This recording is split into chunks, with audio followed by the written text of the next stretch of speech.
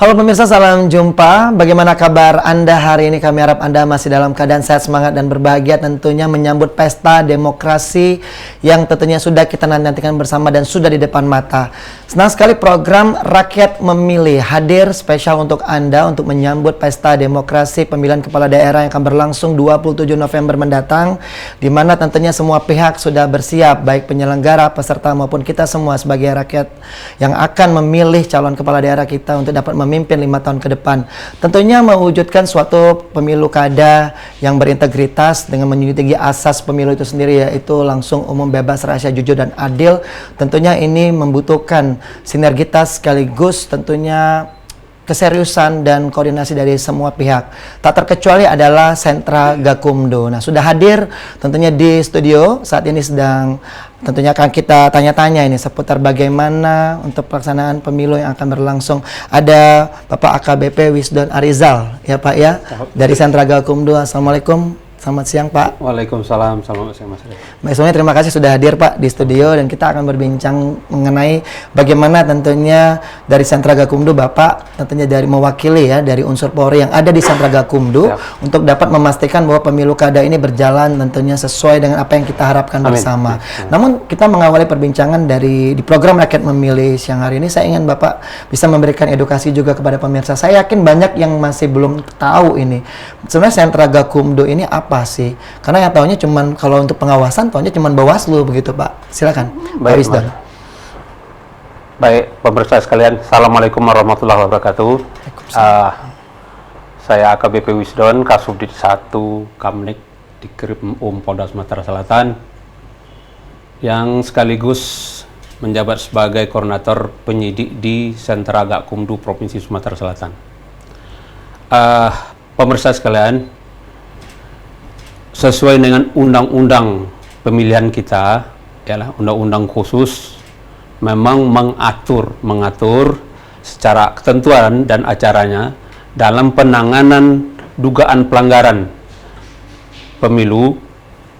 Itu aturan mainnya adalah satu pintu yang kita sebut dengan Sentra Gakumdu. Jadi ada tahapan-tahapan atau SOP, prosedur yang sudah ditentukan undang-undang. Kalau ada dugaan laporan tentang pelanggaran tindak pidana pemilu, administrasi maupun etik, itu pintu masuknya di Bawaslu dahulu.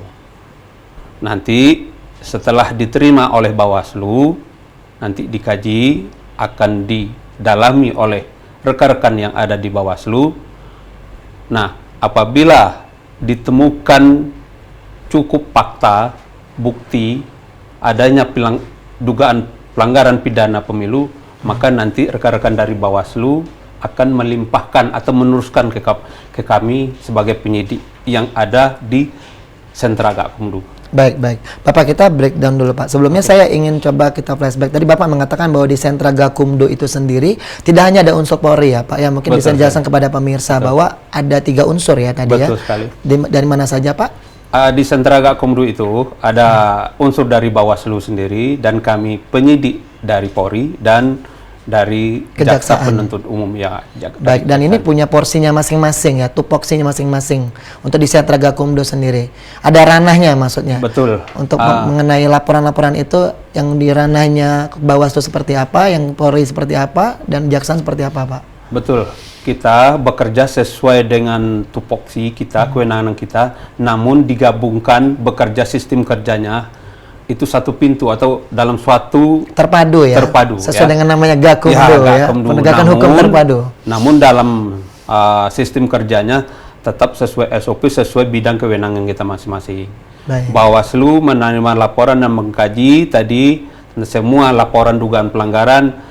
Namun apabila diduga apabila ada pelanggaran pidana, maka akan diteruskan kepada penyidik yang ada di situ, yaitu kami.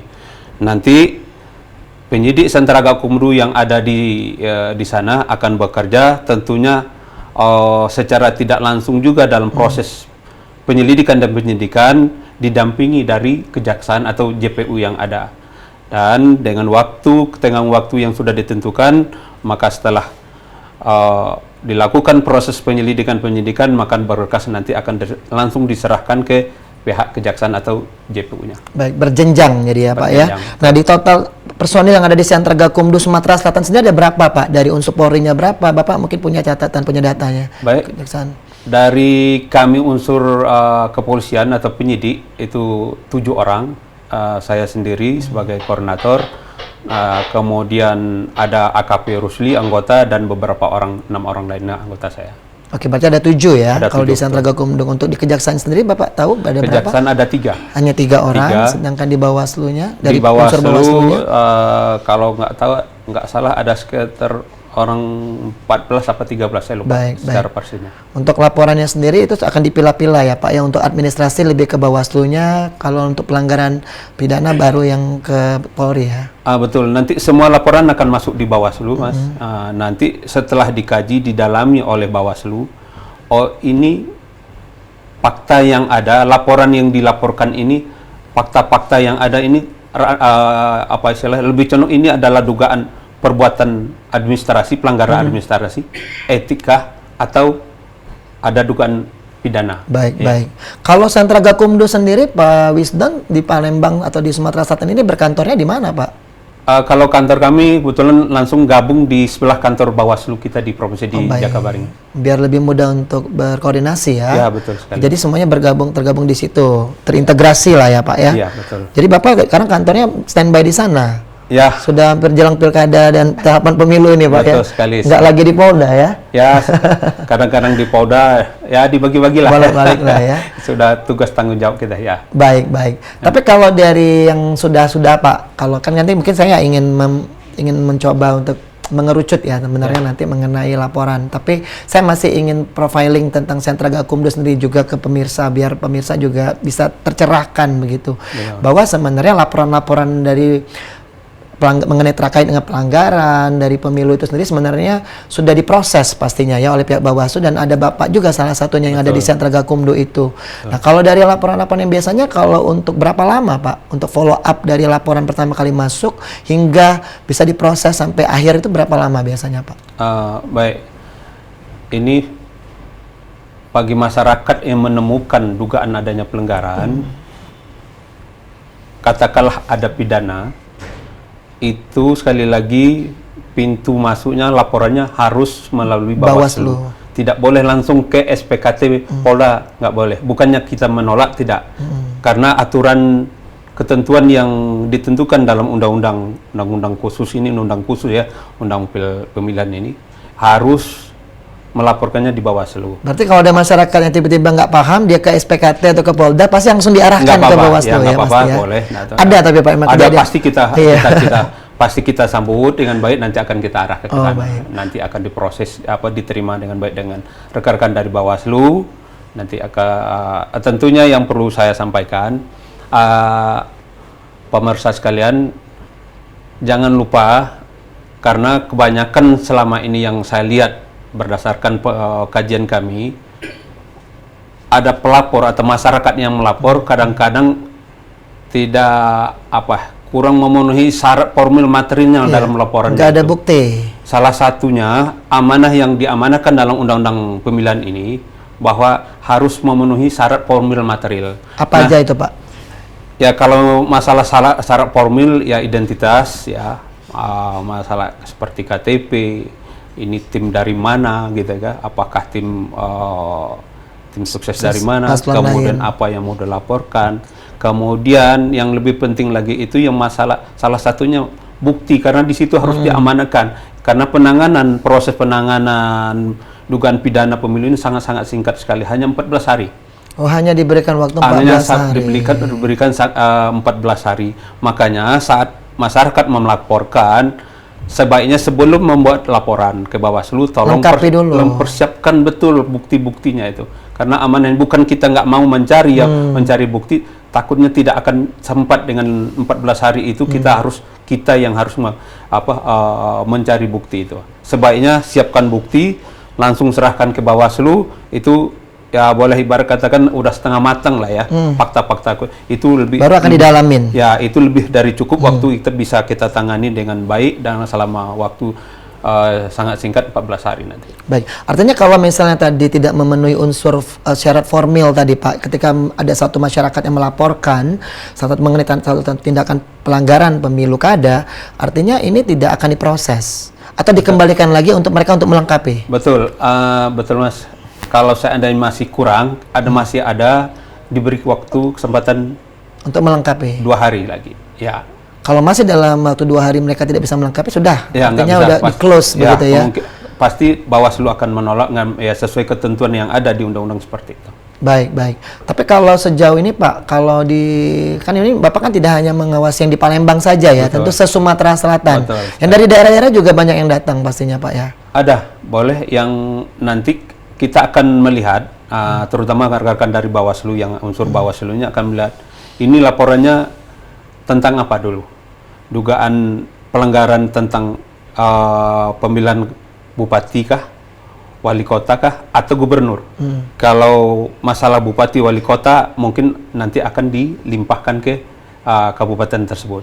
Oh, di kabupaten kota ada sentra gakumdu masing-masing juga. Ada, ya, di setiap masing-masing kabupaten kota itu sudah juga ada sama di sentra gakumdu provinsi, maka ada unsur Bawaslu, penyidik kepolisian dan sama seperti KPU dan Bawaslu-nya yang memang ada di setiap daerah masing-masing itu ya, berjenjang ya. Oke, berarti artinya ranah Bapak ini lebih ke pemilihan gubernur karena se-Sumatera Selatan.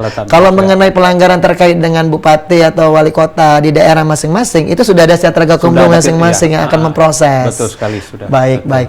Nah, kalau sejauh ini Pak, laporan-laporan yang masuk itu sendiri yang sudah diproses nih sama tim Bapak ada berapa jumlahnya Pak? Kalau untuk di sentra gakumdu provinsi sampai saat ini belum ada yang memenuhi syarat material itu, material terutamanya itu. Ada beberapa laporan kemarin yang disampaikan rekan dari Bawaslu setelah dikaji ternyata mereka mendapatkan untuk syarat materialnya masih kurang, nggak cukup. Spesifiknya yang contohnya apa? Nggak ada bukti atau apanya Pak? Salah satu ya contohnya saksi ya. Saksi kadang-kadang saksi yang disampaikan itu bukan merupakan kriteria saksi yang melihat dan mengalami langsung. Katanya saksinya tidak berkompeten tidak memenuhi syarat karena tidak melihat dan mendengar atau merasakan secara langsung. Betul. Hanya dia juga mendengar atau melihat orang lain katanya gitu. Baik, ya baik. Itu sehingga tertolak lah begitu ya laporan itu. Karena waktu sangat terbatas. Kalau kita harus mengundang lagi berantai ngejar sampai mungkin ada saksi, tidak cukup waktu dalam waktu kalau di Bawaslu itu 3 plus 2 5 hari cuman.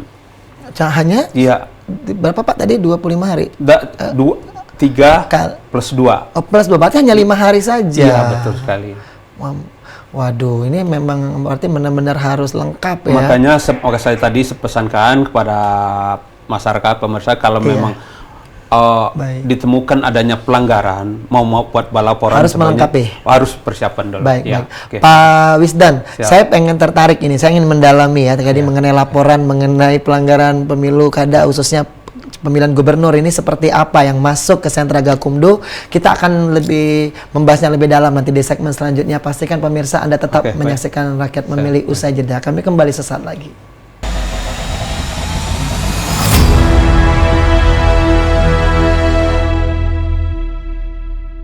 Terima kasih Anda masih bersama saya Firza Rizky di program Rakyat Memilih dan kita masih bersama dengan Pak AKBP Wisdan Arizal tentunya selaku koordinator penyidik Pak ya di Sentra Gakumdu Provinsi Sumatera Selatan dan kita masih akan membahas tentunya bagaimana sebenarnya kalau dibilang persiapan pemilu kada besok Bapak ini hanya menunggu gitu ya. Kalau ada yang mau melaporkan gitu ya Pak ya dari pihak Bawaslu.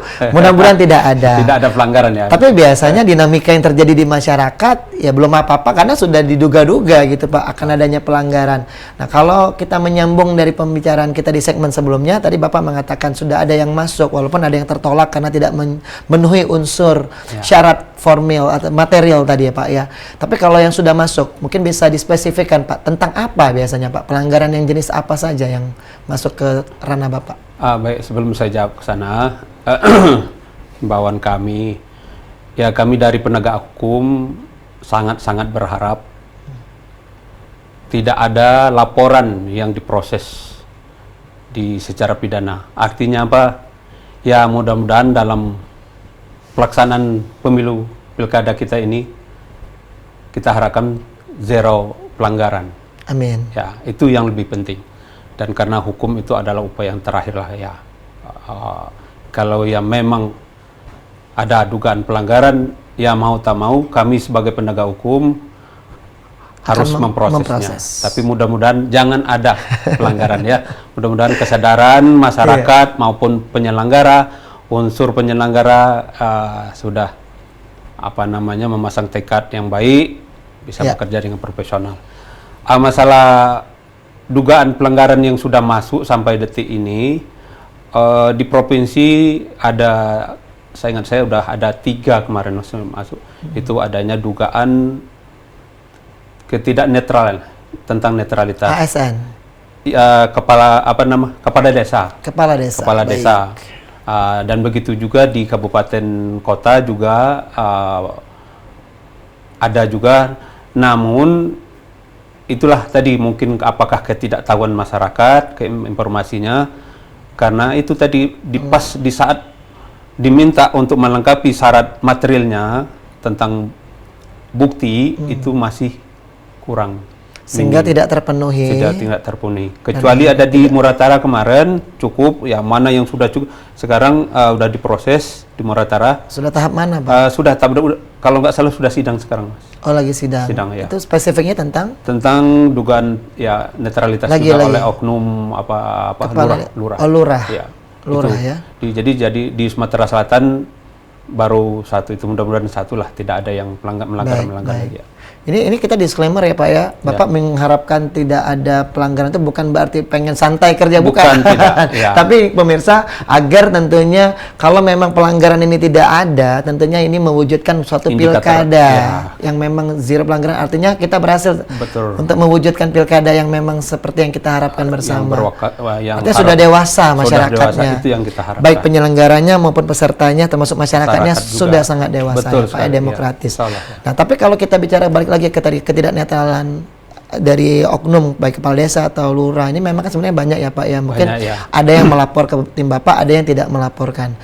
Oke, itu tentunya ini hal-hal yang memang selalu ada begitu Pak. Tapi kalau untuk kasus yang lain Pak, seperti black campaign misalnya atau money politik, itu juga ada juga Pak mungkin yang masuk? Iya, ada. Kalau sampai saat ini belum ada yang masuk tentang money politik, belum.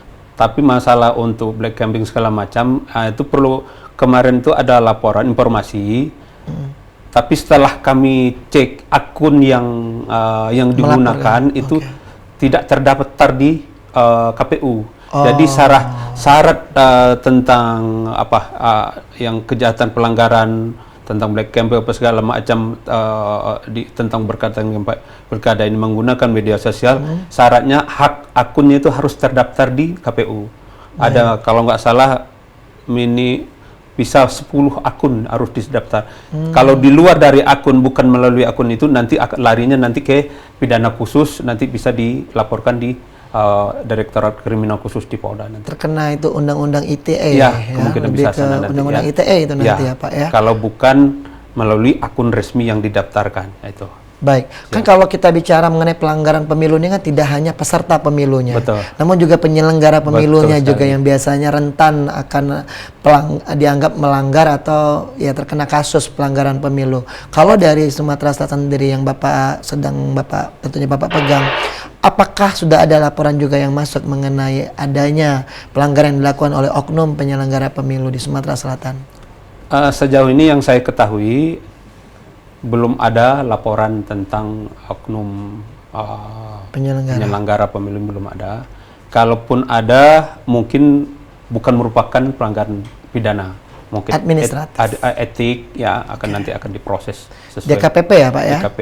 DKPP itu yang kalau etik lebih ke DKPP ya. Betul. Kalau etik nanti Dewan Etik yang akan DKPP yang akan menangani atau memprosesnya. Kalau pidananya dugaan pelanggaran pidana yang dilakukan oleh oknum penyelenggara, alhamdulillah mudah-mudahan tidak ada ya. Baik, ini kan pra pemilihan ya Pak, yang Bapak sebutkan tadi, Bapak review adalah pra pemilihan di mana hampir bisa dikatakan zero ya, hanya ada satu musyawarah yang sedang dalam tahap proses. Ya, betul. Nah, tapi kan kita harus ketahui juga, pemirsa tentunya sangat paham bahwa sebenarnya puncak-puncak pelanggaran itu justru akan berlangsung di hari H, bahkan pasca hari H ya, di saat proses pemungutan suara itu dan juga proses penghitungan suara. Betul. Nah, mungkin Bapak bisa men-sharing ya, kira-kira dari pengalaman di Pileg dan Pilpres di 14 Februari lalu, seperti apa Pak justru pelanggaran yang banyak banget terjadi di Sumatera Selatan? Berdasarkan data laporan yang masuk pengalaman di Pilpres dan Pileg kemarin, itu kalau nggak salah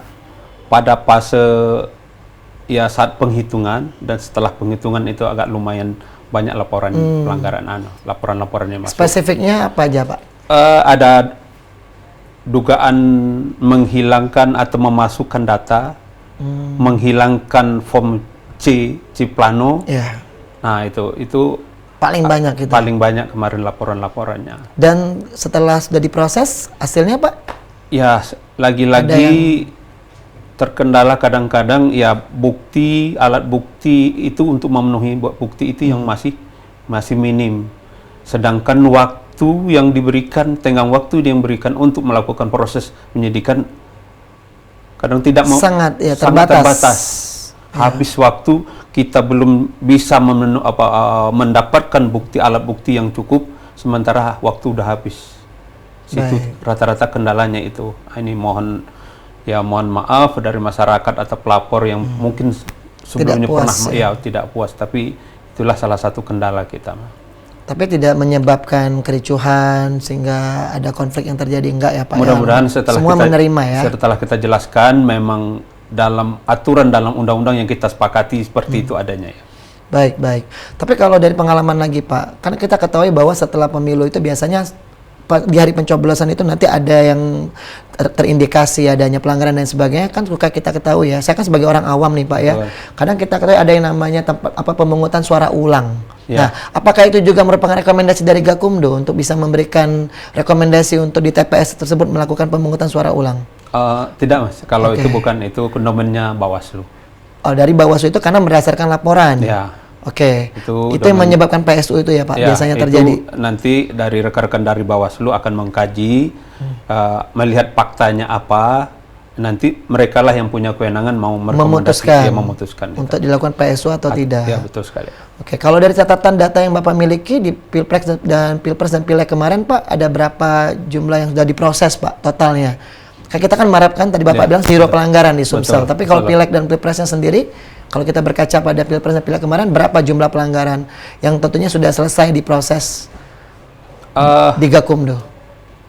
Ada satu juga di OI. Hanya dulu. satu, Alhamdulillah cuma satu, yang mudah-mudahan bukan masalah kendala proses, enggak. Ya, ini mencerminkan gambaran bahwa kesadaran dari masyarakat kita juga mungkin sudah tinggi, mentalitas penyelenggara juga udah bagus, mungkin itu. Integritasnya adalah terkendala dari teknis dalam proses penegakan hukum itu, sekali lagi ya masalah pembuktian. Hukum ini kan pembuktian.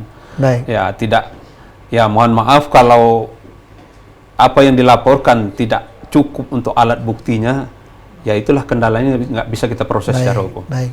Tadi kan Bapak sudah men-share, kita ulangi sekali lagi ya Pak. Kalau misalnya ada pelanggaran yang mungkin Anda temukan pemirsa dan Anda ingin melaporkan, tentu Anda harus melengkapi syarat material tadi. Yang pertama adalah identitas, kata Bapak tadi ya.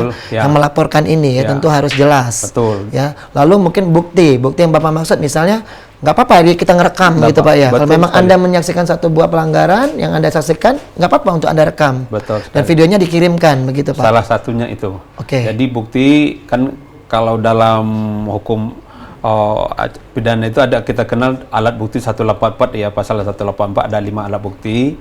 Itu adalah saksi. Ya. Nah, maksud di sini ini saksi kadang-kadang yang saksi yang disodorkan ke Bawaslu dan kita, setelah kita dalami, kita tanya, periksa, interogasi, ternyata saya dengar dari si apa, dengar dari tidak melihat dan mendengar secara langsung. Tidak, ya itu. Kita coba lagi manggil si A juga, saya dengarnya dari sana Pak, dari itulah. Sementara waktu kita sangat terbatas. Itu kendalanya. Beda dengan pidana umum yang kami tangani, waktunya cukup Baik, ada 5 Pak. Yang pertama tadi saksi. Yang kedua ahli ya. Ahli nanti itu kita yang akan mungkin menghadirkan. Ahli pidana apa tentang undang-undang. Ya kalau misalnya video, apakah video itu editan atau bukan? Salah satunya begitu itu ya nanti ya. Oke, yang ketiga. Kemudian ya ada namanya surat, alat bukti surat. Oke, berupa dalam bentuk surat bisa berupa produk tertulis dari ahli, itu surat. Sesuai kemudian petunjuk. Petunjuk ini sebenarnya sepengetahuan hukum kami ini domennya di pengadilan, itu hakim yang akan merangkai. Itu berdasarkan alat bukti yang lain, merupakan kesesuaian dari alat bukti saksi atau surat. Nah, nanti biar ada kesesuaian itulah yang merupakan yang kita kenal dengan alat bukti petunjuk. Terakhir alat bukti yang namanya keterangan terdakwa. Itu di depan persidangan nanti. Oh, baik, baik. Jadi yang minimal ketika melakukan pelaporan 2 dulu ya, minimal Pak. Saksi dan itu tadi ya. Saksi dan tentunya ada bukti tadi ya. Bukti segala bukti surat kayak apa segala macam ya, ahli bisa. Baik, baik. Tentunya ini kan banyak masyarakat ini kan awam, benar. Dia cuma dengar katanya, tapi dia nggak melihat atau dia nggak mendengar langsung. Kadang-kadang bisa jadi juga orang yang melihat langsung ini mungkin tidak mau dijadikan saksi. Kadang-kadang kayak gitu juga ya, Pak ya. Bisa jadi. Itu yang menjadi kendala di lapangan ya. Kita, ya. Tapi kalau seandainya untuk misalnya contoh nih Pak ya, ada arahan tadi yang Bapak bilang laporan bahwa oknum kepala desa atau lurah ini melakukan arahan agar memilih paslon tertentu. Betul. Nah, cara membuktikannya seperti apa kalau tidak ada video, Pak? Kalau mungkin Bapak bisa memberikan masukan kepada yang ingin melapor. Jika memang Anda mendengar langsung si oknum kades atau lurah tersebut melakukan pengarahan untuk bisa memilih paslon tertentu, mungkin Bapak bisa memberikan edukasi, kira-kira cara untuk melaporkannya supaya bisa terpenuhi unsur materinya seperti apa? Di situ kalau tidak salah di pasal 71 itu deliknya formil dan material di sini. Kalau untuk dugaan itu kalau nggak salah itu bisa itu adalah delik formil.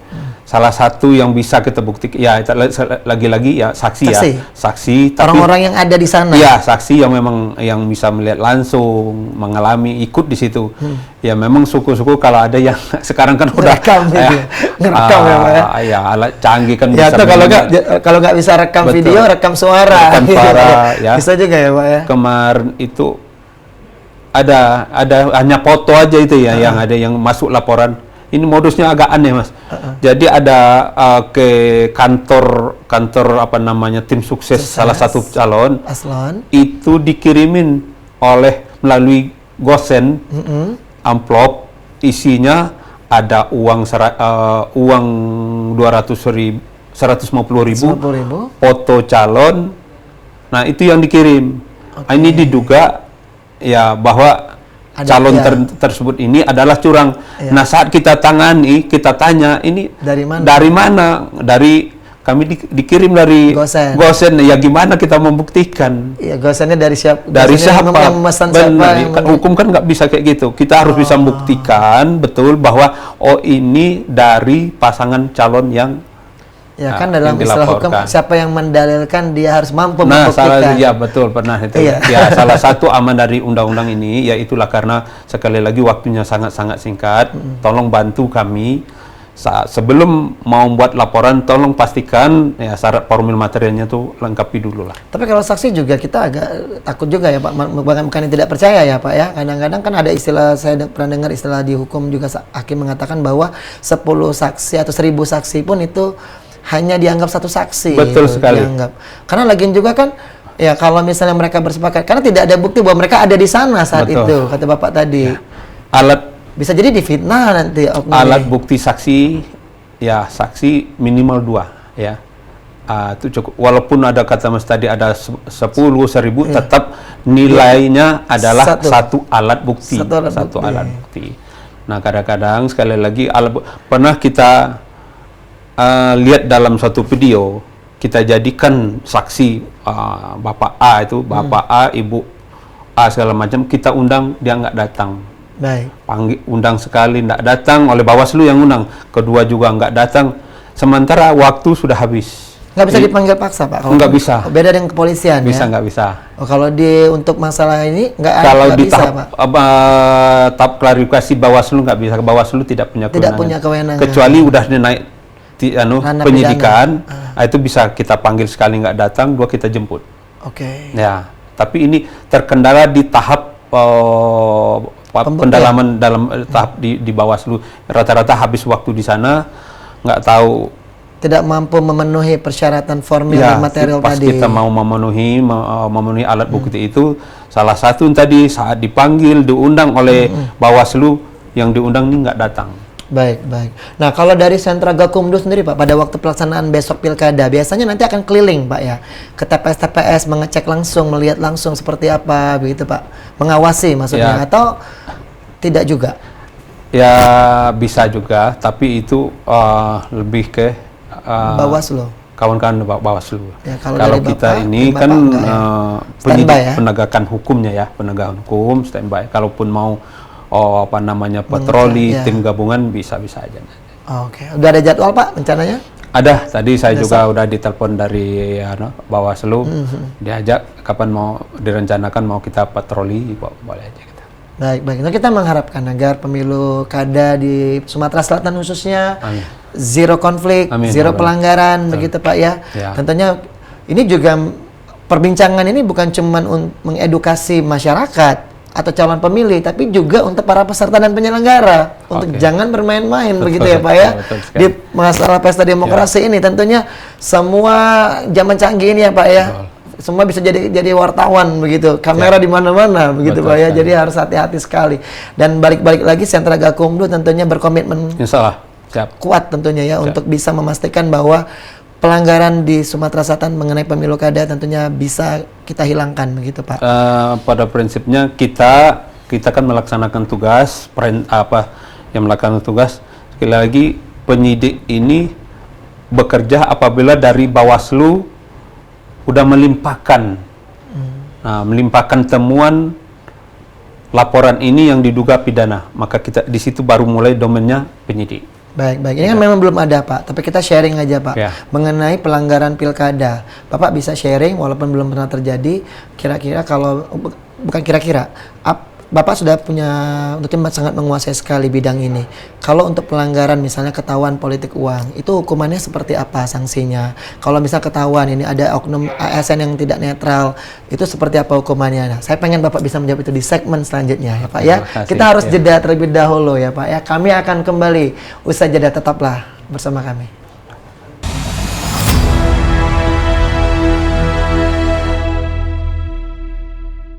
Terima kasih atas kesetiaan Anda masih menyaksikan program Rakyat Memilih, tentunya untuk menyambut Pesta Demokrasi Pemilu Kada yang akan berlangsung 27 November besok. Dan kita masih membahas seputar bagaimana ini, ya, mekanisme terkait dengan serba-serbi pelanggaran pemilu kada yang ada di Sumatera Selatan bersama AKBP Wisdon Arizal dari Koordinator Penyidik Sentra Gakumdu Provinsi Sumatera Selatan. Pak Wisdon, tadi kita terputus mengenai, saya pengen Bapak bisa menjelaskan, ya, tadi secara spesifik hukuman-hukuman yang sebenarnya ini, bahwa ada, kalau bicara pelanggaran pidana pemilu tentu ada hukuman kurungan penjara yang menanti. Betul sekali. Jadi artinya jangan pernah bermain-main atau mencoba-coba, Pak, ya, untuk melakukan pelanggaran. Mungkin Bapak bisa sharing, ya, baik kepada para penyelenggara, peserta, khususnya masyarakat juga nih.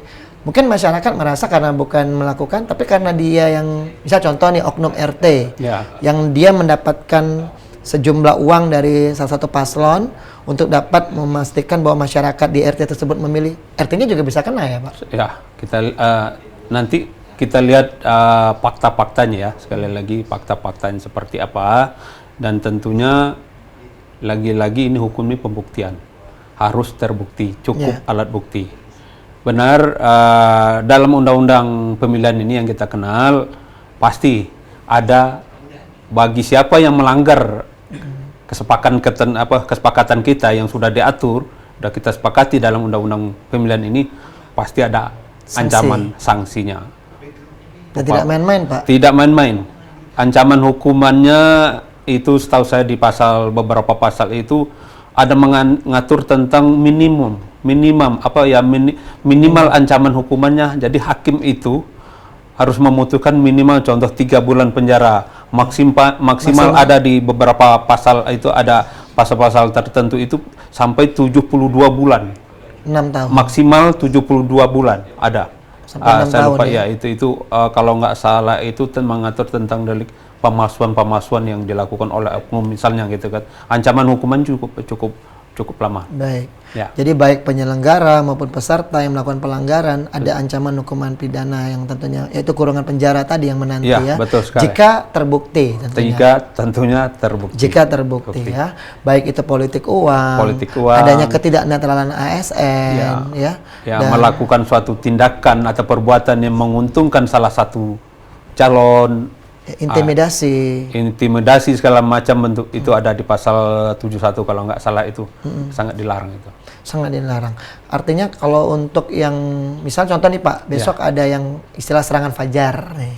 Misalnya ada yang melakukan serangan fajar. Bapak tahu ya, serangan fajar itu maksudnya ada yang bagi-bagi amplop begitu ya sebelum jelang pencoblosan.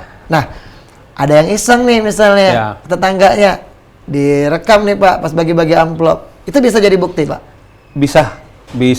Sangat bisa jadi bukti, tapi lagi-lagi pertama ketentuan harus tahu amplopnya dari mana. SOP-nya pastikan bukti-buktinya saksinya kuat sebelum melapor ke Bawaslu ya.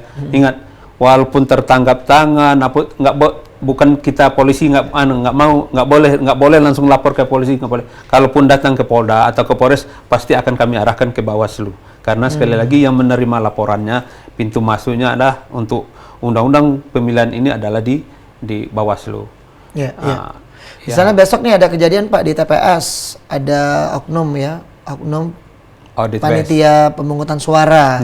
Tiba-tiba dia ternyata ketahuan nih, misalnya mengarahkan untuk memilih paslon tertentu atau misalnya ya dia yang bantu mencobloskan misalnya. Nah, itu kan ada videonya, itu juga bisa dilaporkan ya. Itu bisa. Itu ada pidana juga. Ada pidana juga, penjara juga. Itu dilarang. Ya, dilarang. Itu termasuk kalau nggak salah satu perbuatan atau tindakan yang menguntungkan salah satu calon. Mungkin ada baiknya untuk di seluruh TPS disiapkan CCTV kayak Pak. Ya, kalau memang memungkinkan itu memenuhi unsur syarat materi Bapak bilang tadi. Jadi masyarakat nggak perlu capek-capek ngerekamin. Ada CCTV di sana. Karena benar Mas, kalau memang bisa didukung dengan bukti ya. Ini bukti, bukan alat bukti. Bukti ini bisa larinya nanti petunjuk atau surat ya. Nah, ini kita maksudkan kalau rekaman itu bisa kita jadikan ini bukti. Kalau memang itu ada videonya, itu membantu kita dalam proses untuk melengkapi alat buktinya itu. Itu lebih bagus. Jadi saya besok akan coba ngecek ya, kita mungkin dari tim redaksi bisa membantu ya di Palembang kira-kira khususnya di seluruh Sumatera Selatan ya. Kita punya banyak tim kontributor kita juga. Mungkin bisa dicek nanti di TPS mana yang menyiapkan CCTV ya. Itu berarti menunjukkan keseriusan bahwa untuk zero pelanggaran. Karena zaman sekarang CCTV adalah salah satu alat yang bisa menjadi salah satu yang bentuk kepercayaan publik ya. Biasanya orang yakin nih kalau di TPS ini nggak ada permainan soalnya ada CCTV misalnya. Siap, betul sekali Mas. Mungkin kalau saya melihat kalau memang ada yang bisa menyiapkan ya fasilitas itu, mungkin kalau saya secara pribadi melihatnya itu bukan hanya sekedar untuk alat bukti, tidak, lebih untuk mencegah. Silakan itu. Betul. Orang jadi takut. Orang lagi takut, itu lebih bagus. Bermain ya. Bukan kita ini diam-diam kita pasang CCTV, kita diam-diam, bukan itu, walaupun memang nanti peruntukan akan mendukung pembuktian, tapi lebih bagus. Artinya ada good willing ya, betul sekali ya. Ada hal-hal yang bisa kita lakukan yang sifatnya untuk pencegahan, itu lebih bagus. Preventif itu lebih. Sebenarnya ya kita tuh nggak perlu sampai mengancam-ngancam orang. Tidak perlu. Tapi kalau sudah ada CCTV kata Bapak tadi, orang setidaknya akan mengurungkan niatnya untuk bisa melakukan hal yang lain. Tapi kalau untuk di TPS sendiri kita tentunya mengharapkan ya Pak ya agar semuanya bisa bekerja sesuai dengan arahan tentunya juga ya, dan sesuai dengan himbauan dari semua pihak untuk penyelenggaraan pemilu yang bersih tentunya, damai begitu. Nah, dari tim Bapak sendiri, Sentra Gakumdu bersama dengan tim Bawaslu tentunya bersinergi untuk pengawasan ini sendiri Pak, tidak hanya berlangsung di hari ini di pra, namun juga besok. Bahkan di pascanya pada waktu pemungutan suara juga lebih standby lagi Pak. Iya, sampai nanti terakhir pas pelantikan. Pelantikan yang dinyatakan calon paslon yang dinyatakan menang nanti. dalam hal pengawasan sekali lagi ya itu memang lebih condong domainnya rekan-rekan dari Bawaslu. Kalau kita ini masalah masalah penegakan hukum ya penyidiknya. Kalau untuk di Bawaslu Sumsel sendiri Pak, apakah dan Bapak sebagai Sentra Gakumdu Sumsel, Ya. karena wilayahnya provinsi, artinya ada keluar kota juga bakal nanti Pak, tidak hanya mengawasi yang di Palembang. Oh iya, saya Sumatera, wilayah hukum Sumatera maksud Selatan. saya, artinya Bapak ada jadwal udah keluar kota nih ke Prabu Muli, misalnya ke Musirawas, Musi Banyu Asin, di waktu yang terbatas ini. Bisa, kalau kita dari Sentra Gakumdu, terutama dari penyidik itu kita banyak yang kita lakukan selama ini asistensi kepada Sentra Gakumdu yang ada di kabupaten kota masing-masing. Ya, sering kita lakukan koordinasi, bimbingan, konsultasi. Kalau BIMTEK udah berkali-kali ya Pak? Ya, alhamdulillah berkali-kali, dan saya beberapa kali diundang untuk menjadi narasumber. Kemarin tuh ada dari Prabu Muli, dari Pali, ya rata-rata seperti itu. Dan memang kita diwajibkan karena didukung oleh anggaran untuk hal itu ya. Oke, baik, itu memang salah satu tupoksinya ya. Kalau untuk ke pusat sendiri Pak, ada juga Pak dari Sentra Gakumdu Sumsel diundang ke pusat untuk bisa mensinergikan Sentra Gakumdu se-Indonesia, lalu Bapak disuruh untuk meneruskan di kabupaten kota masing-masing. Betul sekali. Jadi itu bentuk dalam salah satu bentuk kesiapan dalam proses pelaksanaan pemilihan ini, baik dari tingkat pusat, baik Bawaslu RI, Sentra Gakumdu RI, Baris. Kalau kami ya dari Bareskrim, saya ingat itu dari Bareskrim aja sudah 3 kali melakukan BIMTEK. Pertama dulu kita dikasih BIMTEK, kemudian untuk pemberian sertifikasi. Jadi kita penyidik di Sentra Gakumdu, terutama dari unsur kepolisian, yang bisa menjadi penyidik Sentra Gakumdu itu yang sudah memiliki sertifikasi yang dikeluarkan dari Bareskrim. Jadi jauh sebelumnya kita sudah melakukan semacam pelatihan, kemudian ada seleksi lah. Nah, dinyatakan lulus, maka diberikan sertifikasi untuk artinya masyarakat tidak perlu khawatir bahwa orang-orang yang duduk di Sentra Gakumdu baik Provinsi Sumatera Selatan maupun di Kabupaten Kota Sumsel adalah orang-orang yang sangat berkompeten dan kredibel tentunya ya. Jadi jangan pernah meragukan, karena laporan yang akan Anda berikan atau Anda laporkan tentunya akan diproses secara langsung. Tapi kalau kita bicara laporan yang masuk Pak, kan tentunya Bapak kan kita tadi berharap tadi ada kata preventif, pencegahan. Ada nggak Pak dari pihak Bawaslu ataupun Gakumdu memberikan edukasi sosialisasi kepada peserta pemilu dan penyelenggara pemilu untuk jangan bermain-main seperti tadi? Mungkin Bapak bisa ada. Saya pernah dengar, bahkan saya pernah diajak dari rekan-rekan dari Bawaslu waktu kalau nggak salah 2 minggu yang lewat, ada pengerahan kepada para kepala desa, mengumpulkan kepala desa, memberikan beberapa edukasi informasi bahwa ya diharapkan bentuk-bentuk dari pencegahan ya. Hati-hati tidak boleh ini yang beberapa item-item karena mungkin mereka awam bisa jadi mungkin mereka pikir mereka yang menormalkan hal yang salah tadi, mungkin dianggapnya biasa misalnya kan, kayak misalnya ketidaknetralan tadi mungkin bagi dia biasa aja, ternyata itu ada pidananya, ada ancaman hukuman ya. Ada ya Pak, memang Pak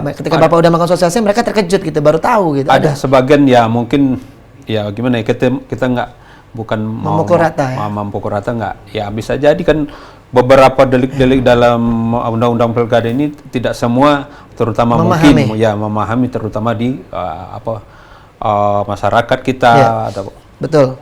Seperti contoh masyarakat pemirsa PAL TV hari ini yang menyaksikan tayangan kita, tentunya juga pasti banyak yang nggak memahami atau belum terlalu memahami mengenai pelanggaran-pelanggaran dalam pemilu itu seperti apa, dan bahkan ada ancaman hukuman penjara juga. Betul. Sayang sekali waktu kita terbatas, Pak AKBP Wisnu Arizal. Di akhir segmen ini saya ingin Bapak sekali lagi memberikan edukasi, sosialisasi sekaligus sebagai tindakan preventif ya, agar besok pada saat pencoblosan hari H pelaksanaan Pesta Demokrasi Pemilu Kada, masyarakat baik penyelenggara, peserta pemilu untuk tidak bermain-main, jangan sampai melakukan pelanggaran, dan tentunya kita mengharapkan agar pemilu tetap berjalan dengan aman, damai, riang gembira, dan tentunya berjalan seperti yang kita harapkan. Silakan Pak Wisdon. Baik pemirsa sekalian, guys, Closing dari kami dari penyidik Sentra Gakumdu, Pak, dari unsur kepolisian Polda Sumatera Selatan, kami menghimbau mudah-mudahan pelaksanaan pemilihan gubernur, bupati dan wali kita ini bisa berjalan dengan aman, lancar, dan sportif. Kami sangat-sangat mengharapkan tidak ada pelanggaran, dengan penuh kesadaran kita laksanakan, jangan ada pelanggaran. Toh pun kalau masyarakat menemukan adanya pelanggaran, tapi tadilah yang kami sampaikan, tolong persiapkan persyaratan material formilnya sebelum datang ke Bawaslu, karena waktu kita dalam penanganan proses pelanggaran pidana pemilu sangat-sangat terbatas. Saya rasa demikian, lebih kurang mohon maaf. Terima kasih. Baik, terima kasih Pak AKBP Wisdon Arizal ya, selaku koordinator penyidik di Sentra Gakumdu Provinsi Sumatera Selatan sudah berbagi informasi sekaligus mengedukasi kita ya mengenai bagaimana supaya agar pelanggaran pemilu kada khususnya ini tidak akan terjadi begitu ya Pak ya. Dan kita tentunya juga mengajak nih Pak Wisdon untuk seluruh pemirsa, jangan lupa untuk besok di tanggal 27 November datang ke TPS, gunakan hak suara Anda pemirsa untuk dapat menentukan nasib daerah Anda 5 tahun ke depan untuk memilih pemimpin terbaik tentunya ya, yang kredibel dan berintegritas tentunya. Dan ingat, tolak politik uang begitu ya Pak ya. Jangan coba-coba baik melakukan politik uang ataupun yang menerima politik uang, karena ini tentunya ada ancaman hukuman pidana tentunya yang menanti. Tentunya kita mengharapkan agar pemilu dapat berjalan dengan aman, damai, yang gembira, dan kita kawal bersama ya agar pemilu tetap sesuai dengan azasnya, langsung, umum, bebas, rasa, jujur, dan adil.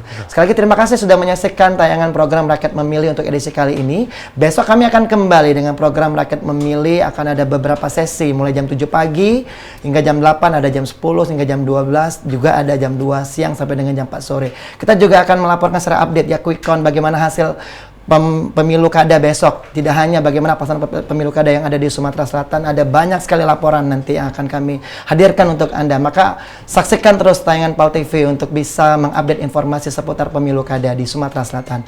Mewakili kerabat kerja yang bertugas, saya Firza Rizky, terima kasih atas segala perhatian dan kebersamaan Anda. Sampai jumpa. Assalamualaikum. Terima kasih.